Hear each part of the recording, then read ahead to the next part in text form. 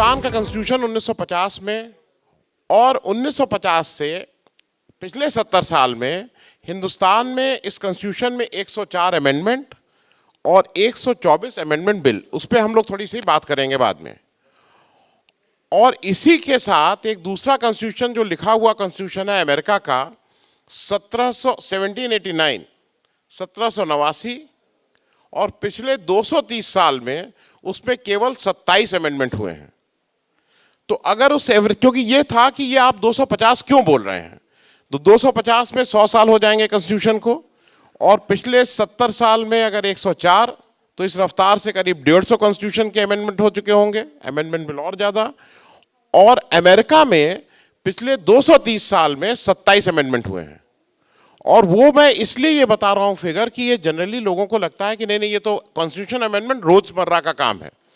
America में जब 1789 में कॉन्स्टिट्यूशन आया तो उस 18वीं सदी जो बोलेंगे उसमें कुल 12 कॉन्स्टिट्यूशन अमेंडमेंट हुए, 12। जो 19वीं सदी थी 1801 से 1900 के बीच में 4 अमेंडमेंट हुए, और जो 20वीं सदी थी मतलब 1901 से 2000 तक कुल 11 अमेंडमेंट हुए। मैं सिर्फ इसलिए कह रहा हूं कि एक कॉन्स्टिट्यूशन एक देश में एक सदी में 11 पास होते हैं, तो मैं अभी भी मेरा उत्तर अभी भी वैसे ही अनुत्तरित है। और मैं प्रशांत जी से इस पे जरूर आग्रह करूंगा कि इस पे भाई हम लोग को कुछ एजुकेट करें कि ये हम लोग अलगाववाद हैं, हमारी समस्या है, तो सबकी समस्या है, अमेरिका की भी समस्याएं हैं। नहीं, जो आपने सवाल पूछा उसका तो आंसर सिंपल है। देखिए, अमेरिका का कॉन्स्टिट्यूशन तो सिर्फ 15-16 आर्टिकल्स हैं उसमें, हिंदुस्तान का 10% से भी कम है हिंदुस्तान के संविधान से। तो हिंदुस्तान का संविधान बहुत डिटेल्ड है। उन्होंने जिसको हम लोग अपने कॉन्स्टिट्यूशन का बेसिक स्ट्रक्चर कहते हैं, वही उन्होंने अपना बेसिक स्ट्रक्चर ही कॉन्स्टिट्यूशन बना दिया। हाँ, तो क्योंकि हम लोगों ने इतना डिटेल उसमें डाल दिया कॉन्स्टिट्यूशन में बेसिक स्ट्रक्चर के अलावा, तो इस वजह से भी इतने सारे अमेंडमेंट्स हुए। अब जो मेन सवाल आपने पूछा है कि क्या हम लोगों को 2050 तक नया संविधान बनाना होगा, जो बात दोषी जी ने बोली कि देखिए ये संविधान बहुत मेहनत से, बहुत होशियार लोगों ने, और उस समय जब जिनकी इंटेग्रिटी पर कोई सवाल उठाया नहीं जा सकता था, उन्होंने मिलकर बनाया। और इसका जो कम से कम बेसिक स्ट्रक्चर है, देखिए किसी भी संविधान में इम्प्रूवमेंट का स्कोप तो रहता ही है, लेकिन जो इसका बेसिक स्ट्रक्चर है वो ऑलमोस्ट परफेक्ट है।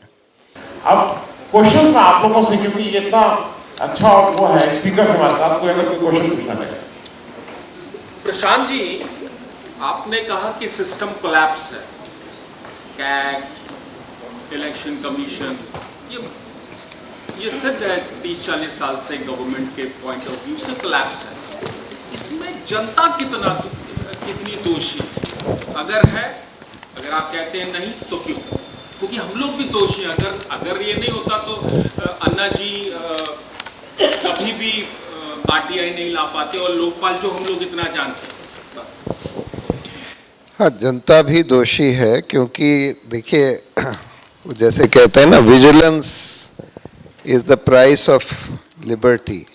तो जनता अगर और ज़्यादा विजिलेंट होती, अगर जब इलेक्शन कमीशन कुछ गड़बड़ करता है कि मॉडल कोड ऑफ कॉन्डक्ट की धज्जियाँ उड़ाई जा रही हैं, कुछ नहीं करता, या जुडिशरी जब फेल होती है, जैसे आज दिख रहा है कि भाई आज या यूपी में ये सब हो गया, इन्होंने खैर हाई कोर्ट ने तो किया, सुप्रीम कोर्ट ने कुछ नहीं किया, जामिया में, जेएनयू में, सब जगह इतना सब हो गया, कुछ नहीं किया। तब अगर लोग आवाज़ उठाएं, जो कि अब उठा रहे हैं, तो मुझे तो लगता है कि सुप्रीम कोर्ट के सामने अब प्रदर्शन होने चाहिए लोगों के, तब उनको फील होता है, उसका प्रेशर फील होता है। इलेक्शन कमीशन के ऊपर भी होता है, जुडिशरी के ऊपर भी होता है। लेकिन अनफॉर्चुनेट ये बात हुई, अभी तो खैर फॉर्चुनेटली ये CAA NRC को लेकर बहुत बड़ा एक सिटीजन्स मूवमेंट खड़ा हो रहा है, पूरे देश में खड़ा हुआ है, हो रहा है। लेकिन इससे पहले बहुत दिन तक जनता बिल्कुल शांत थी। भाई गवर्नमेंट के लिए को तो सूट करता है अगर इंस्टीट्यूशंस काम ना करें। इंस्टीट्यूशंस तो गवर्नमेंट को ही रेगुलेट करने के लिए होते हैं ना, गवर्नमेंट को। तो अगर सुप्रीम कोर्ट काम ना करे, सुप्रीम कोर्ट गायब हो जाए, तो गवर्नमेंट को सबसे ज़्यादा सूट करता है। वो तो उनको अफीम पिला के सुला देंगे आराम से। वो तो यही चाहते हैं कि अफीम पीकर सोते रहें, कुछ ना करें। तो जनता का काम है नज़र रखना, आवाज़ उठाना, और ये सब कुछ सालों से बंद हो गया था। अब फिर से उसके आसार दिख रहे हैं कि शुरू हो रहा है, और ये होना चाहिए, तभी ये सब सुधर पाएगा। और कोई क्वेश्चन है कहीं? What is your view on having a two-party system at the central level? Like we have in various democracies, US and other. दो पार्टी सिस्टम होगा तो भाजपा और कांग्रेस के बीच में ही आपको चूज करना पड़ेगा। सो therefore नहीं, वो तो ठीक नहीं है। I don't subscribe to that. But as I said, we need many reforms. Firstly, we need to have some proportional representation. We need to have some direct democracy. We need to have further decentralization of power, so that the elections at the central level become less important. Local elections become more important, because in local elections there is a greater chance, in smaller places there is a greater chance of the right people getting elected, even if they do not have so much money. Money power becomes more important the larger the constituency and the larger the landscape. Thank you. Last question है आप। हाँ youngster. नमस्कार आप सभी को। Sir प्रशांत sir, आपसे मेरा question है, आपने इतने सारे रिफॉर्म्स की बात की, तो काफ़ी सालों से मेरे मन में प्रश्न चल रहा था, तो आज मन क्या पूछ लूँ। मोटे मोटे तौर पर मैं दो क्वेश्चन पूछता हूँ। एक तो ये सर, मुझे बहुत दुख होता है जो यूपीएससी से पढ़कर, तमाम दुनिया का, भारत का इतिहास पढ़कर जो आईएएस। आप बेटा प्लीज क्वेश्चन पूछ लीजिए, क्वेश्चन ही पूछ रहा हूँ सर। जी जी। तमाम इतना पढ़ लिख कर जो आईएएस आईपीएस आते हैं और स्टेट पीएससी वाले जो बनते हैं, तो एक तरह से लॉ एंड ऑर्डर का इन्फोर्समेंट वही संभालते हैं। लेकिन मुझे दुख होता है जब मैं देखता हूँ कि वो एक अंगूठा छाप नेता को सैल्यूट मारते हैं, उनके सिक्योरिटी में खड़े रहते हैं। एक मुझे वो देखकर दुख होता है, ठीक है। तो क्वेश्चन ये है कि क्या ऐसा नहीं हो सकता कि मिनिमम एक एजुकेशन क्राइटेरिया बनाया जाए कि जहाँ से तंत्र का जो सबसे निचला है, सरपंच, पार्षद, विधायक, उनके लिए किया जाए कि मिनिमम वो ग्रेजुएट या पोस्ट ग्रेजुएट हो पद के हिसाब से। एक चीज़।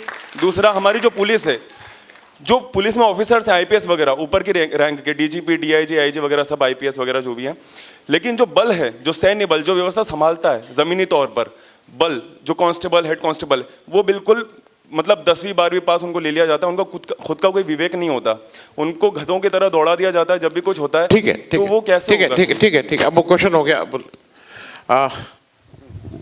नहीं, एजुकेशनल क्वालिफिकेशन रखने के तो मैं फेवर में नहीं हूँ, क्योंकि उससे कोई फ़ायदा नहीं होगा, नुकसान ज़रूर हो सकता है। फ़ायदा इसलिए नहीं होगा क्योंकि आजकल एमए वगैरह तो हर तरह के लोगों को मिल जाता है, जिनकी डिग्री का पता भी नहीं होता, वो भी कहते हैं कि एमए है एंटायर पॉलिटिकल साइंस में।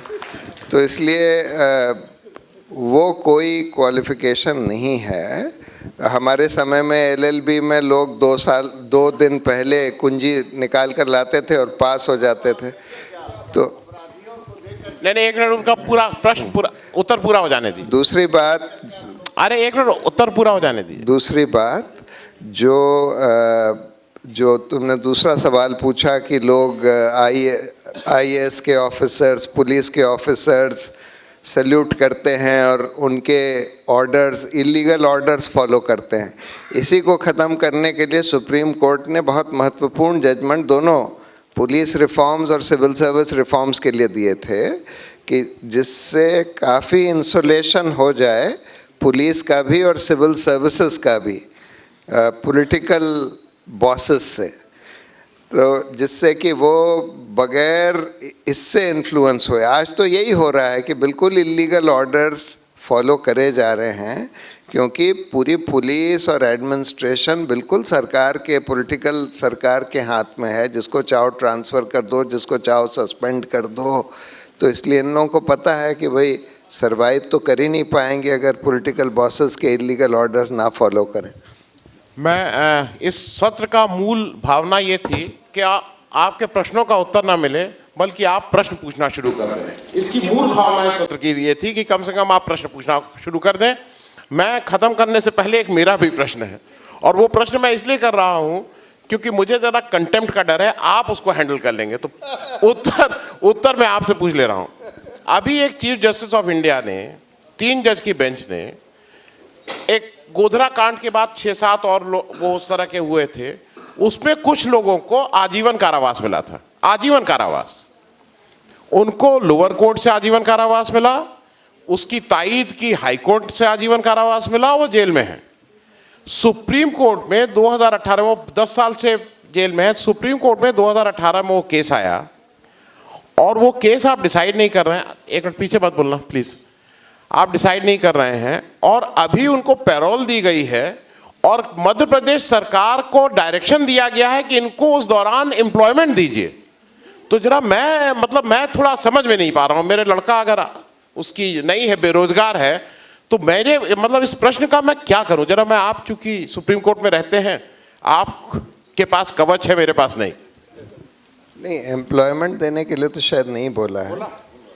दे शुड, हाँ, स्पिरिचुअलिज्म वो, और उनको कुछ जीवन यापन करने का, एम्प्लॉयमेंट का मतलब तो जीवन यापन। अच्छा। सेमिनार अटेंड करने, वो तो स्पिरिचुअलिज्म और सेमिनार अटेंड करें, अपनी बातें बताएं लोगों को। नहीं, देखिए, फैसला तो खैर बिल्कुल गलत है, मेरी राय में बिल्कुल गलत है। बहुत सारे फैसले आज जो आ रहे हैं सुप्रीम कोर्ट के, वो बिल्कुल गलत होते हैं। मतलब दोनों चीज़ें हैं, गलत फैसले भी और ठीक चीज़ ना करना, उसको टालते रहना।